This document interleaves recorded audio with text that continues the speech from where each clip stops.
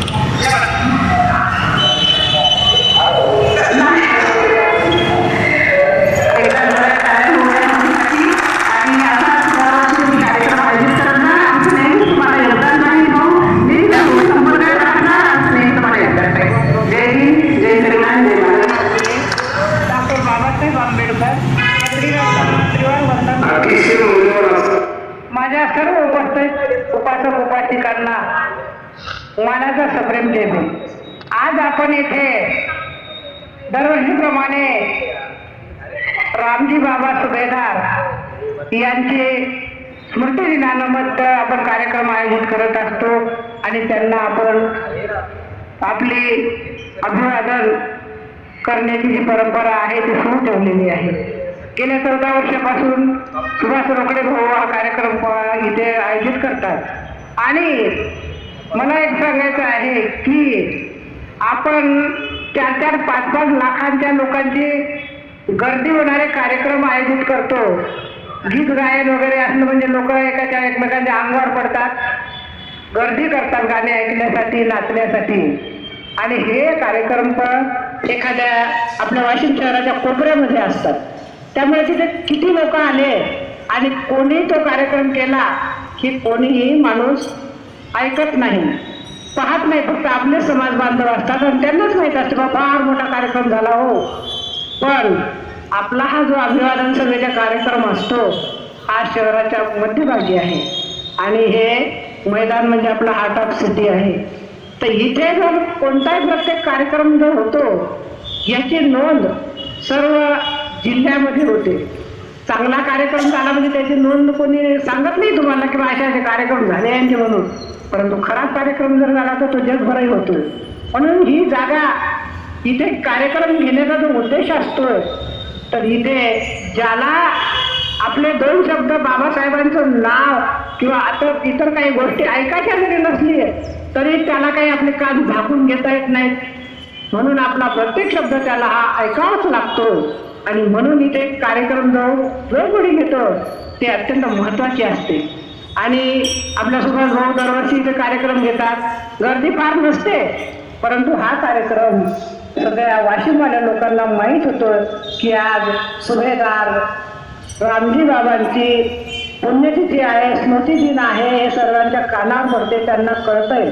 म्हणून या कार्यक्रमाला मी जास्तीत जास्त महत्त्व देते आणि सर्वांना माझी कळकळीची विनंती असते की अरे रोकडे भाऊंनी तुम्हाला नसलंही सांगितलं पण इथे काही मानापानाचा काही लग्नाचा कार्यक्रम नसतोय त्यांच्या घरचा, हा आपल्या बापाची स्मृती दिनाचा कार्यक्रम असतोय आणि या दुःखाच्या दिवशी आपलं दुःख जाहीर करण्यासाठी आपण गेलंच पाहिजे. पण तरीही काही असतात ज्यांना मानपान पाहिजे असतं किंवा त्यांना तेव्हा काय कार्यक्रमात जायचं आपण याचे नाही तर असं. परंतु मी आपल्या सर्व वाशिममधील आपल्या बौद्ध उपासक उपासिकांना कळकळीची विनंती करते की हा जो कार्यक्रम असतोय तर हा आपण जीवा तनामनाने इथे येऊन केला पाहिजे. कारण आज जर आपण हा कार्यक्रम केला नाही तर आपल्या बापाला जन्म देणारा जो बाप आहे त्याचं नाव सुद्धा आपल्या लेकरांना माहिती राहणार नाही. कारण आजकालचे लेकरं वाचन करतच नाही आणि आपली 3री पिढी आहे तर कशी तरी आपण बाबासाहेबांना आपण ते झेललेलं आहे, आपल्याला माहिती आहे म्हणून आपल्याला बाबासाहेब आठवतात किंवा आपण तो वाचलो. परंतु आपल्या लेकरांना यातलं काहीही माहीत नाही, त्यांना काही देणं घेणं नाही. पण असले कार्यक्रम घेणं फार जरुरीचं आहे आणि या कार्यक्रमाला येणं आता आपल्या या पिढीचं आद्य कर्तव्य आहे असं मला वाटते. आणि म्हणून मी अपेक्षा करते की पुढच्या वर्षीच्या स्मृती दिनाला माझ्या वाशिममधील सर्व बौद्ध उपासक उपासिक बंधूंनी हजेरी लावावी आणि माझ्या विनंतीला मान द्यावा एवढंच मी सगळ्यांना आग्रह हे करून आजच्या या स्मृती दिनानिमित्त जमलेल्या आपल्या माझ्या आई वडील भाऊ-बहिणी जे तिथं उपस्थित आहेत यांना धन्यवाद देते किंवा त्यांनी आवर्जून कार्यक्रमाला उपस्थिती दिलेली आहे. आणि इथे हा कार्यक्रम खूप साधासुद्धा आहे. इथे बसायला आपल्याला खुर्च्या नाही तरी आपण 5-7 तासापासून खाली बसून हा कार्यक्रम म्हणजे एका चित्ताने आणि आपल्या कळकळीने करत आहात, ऐकत आहात. तर तुमच्या मलाही धन्यवाद देते आणि एवढं बोलून मी माझ्या रामजी बाबांना परत एकदा त्रिवार अभिवादन करून माझे 2 शब्द संपवते. जय भीम, जय. यानंतर माननीय मेहसान साहेब कलावंत जिल्हा अध्यक्ष हे आपलं मनोगत व्यक्त करण्यासाठी त्यांना विनंती करतो.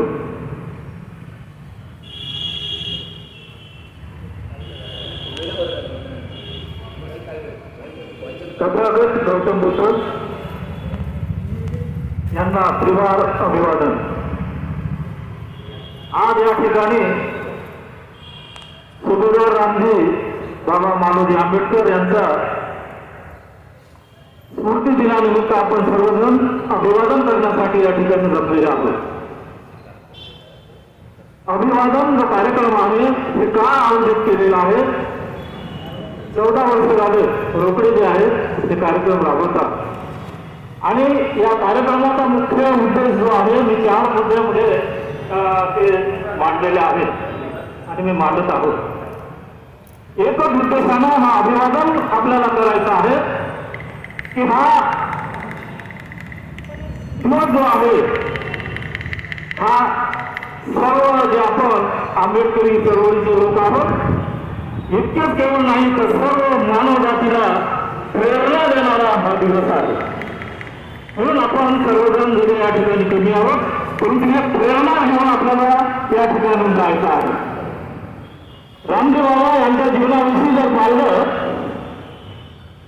तर ब्रिटिश गव्हर्नमेंटच्या काळामध्ये ते सुभेदार होते आणि अमेरिकन जे लोक होते या ठिकाणी आले त्यांनी आपल्या भारत देशावरती वर्ष राज्य केलं. फार कठोर आणि शिस्तबद्ध ते मिलिटरीचे जे सैनिक होते त्यांना शिक्षण देत असत आणि अशा परिस्थितीमध्ये जे आपले रामजी बाबा आहेत त्यांना शिस्तप्रिय असं शिक्षण दिलेलं आहे आणि म्हणून त्यांचा पगडा जो आहे हा रामजी बाबा यांचे जे पुत्र आहेत डॉक्टर बाबासाहेब आंबेडकर यांना ते मिळाले आहे. शिस्तबद्ध शिस्त हे जीवनामध्ये असली पाहिजे. ज्या ठिकाणी शिस्त नाही त्या ठिकाणी काहीच होणार नाही.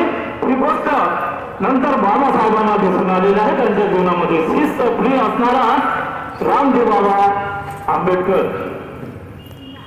दुसरी गोष्ट मी या ठिकाणी मुद्दा मांडलेला आहे की फार मोठे स्वाभिमानी होते लोक होते. स्वाभिमान हा अत्यंत महत्वाचा आहे. काही त्या ठिकाणी स्वाभिमान दिसत नाही. आजकालची परिस्थिती मी राजकारणी माणूस नाही परंतु स्वाभिमान जो आहे हा थोडा बाजूला झालेला आहे. प्रत्येक जण आपल्या पद्धतीनं ते स्वाभिमान जपण्याचा प्रयत्न करतात. त्याप्रमाणे गरिबीची जाण असणारे माणूस जे आहेत त्यांचे वडील होते आणि त्याचं शिक्षण सुभेदार रामजीला मिळालेलं आहे. तर गरिबी काय आहे, गरिबीची समस्या काय आहे, गरिबीच्या कोणत्या अडचणी आहेत या समस्या ज्या आहेत त्या रामजी बाबांना समजल्या आणि त्याच गोष्टी तुम्हाला आणि मला डॉक्टर बाबासाहेब आंबेडकरांनी सांगितलेलं आहे. त्याचप्रमाणे आजचा शेवटचा मुद्दा थोडक्यामध्ये मी सांगणार आहोत की बाबासाहेब आंबेडकर जे आहेत यांचा पाया मजबूत करणारा हा पिता. पाया जो आहे महत्वाचा आहे. जर पायाच मजबूत नाही तर ते जे काही घर बांधणं आहे ते खचल्याशिवाय राहणार नाही. पाया मजबूत आमचे लेकरं आहेत त्यांना शिक्षण देण्याची अत्यंत गरज आहे कारण ते पाया आहे. आणि आजकाल जर पाहतो तर हा पाया जो आहे थोडा बिघडलेला आहे. ते शिस्तप्रिय आहे. बाबासाहेबांनी शिस्तप्रिय आपल्या पित्याकडून शिकलेलं आहे ते आम्ही शिस्तप्रिय असावं. धन्यवाद. व्हिडिओ आवडल्यास सबस्क्राईब करा, लाईक करून कमेंट करा आणि आपल्या ग्रुपवर पाठवण्यास विसरू नका. जय हिंद, जय हिंद, जय भीम.